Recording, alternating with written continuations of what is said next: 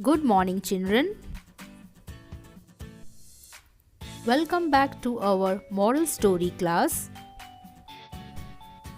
Dear children, today we will listen Panchatantra story and the title of the story is The Dummy Parrot.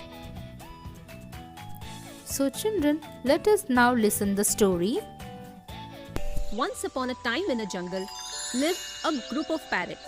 All the parrots had a bad habit of speaking excessively. They always talked ear-splitting loud. Amongst them was a parrot named Mark, who used to speak very less, which is why everyone called him a dummy parrot. One day, parrots were talking amongst themselves. Once I came across a mango tree. I relished those mangoes all day. I also ate once a lot of mangoes. Mark didn't speak. The leader parrot looked at him and said, The parrots are meant to be talkative. He speaks so less, he barely qualifies as a real parrot. He is not a real parrot. Mark didn't take any of the harsh comments seriously, and neither did he compare himself to anyone. One day, necklace of the wife of the leader parrot got stolen. The wife said to him, crying, "Someone stole my necklace. I have seen the thief, and he is from our group." Saying this, the wife of the leader parrot told him the whole story. Upon hearing everything, the leader parrot summoned the other members of the group. When all the parrots gathered, their leader said to them, Someone has stolen my wife's necklace, and it is from our group. Hearing this, all the other parrots were shocked. Who could be the thief from our group? Everyone's nest should be searched. Culprit must be punished. Who is guilty? My wife saw the culprit fleeing. The culprit had covered his face with a cloth, but his beak could be seen peeking out.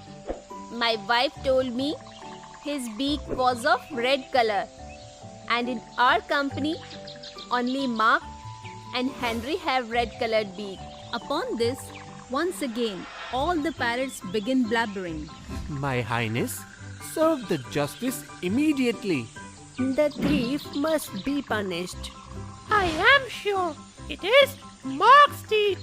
Yes, he is the only one who acts so weird all the time.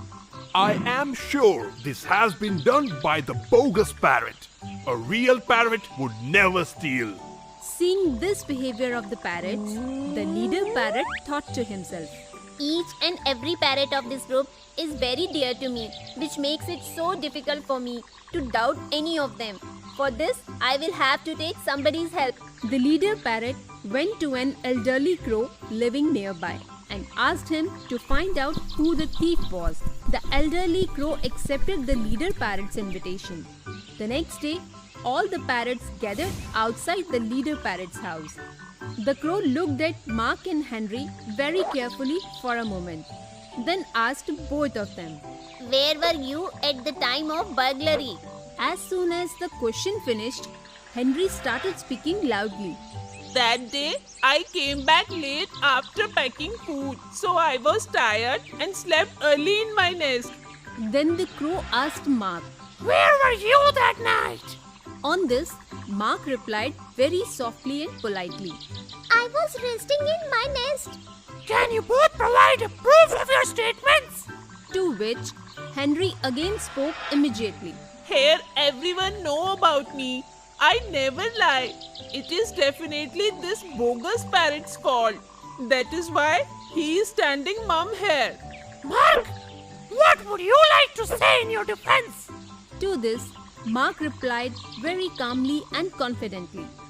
No, I'm not the thief. Hearing what Mark just said, the crow started smiling and said to the leader parrot. The real culprit is Henry. Hearing what the crow just said, everyone was baffled. The leader parrot said to the crow, How can you be so sure that the thief is Henry?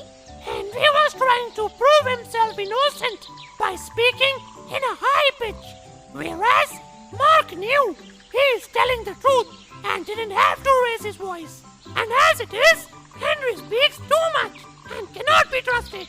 Hearing this, all the parrots got angry and said to the leader parrot, My Highness, punish him as severely as possible.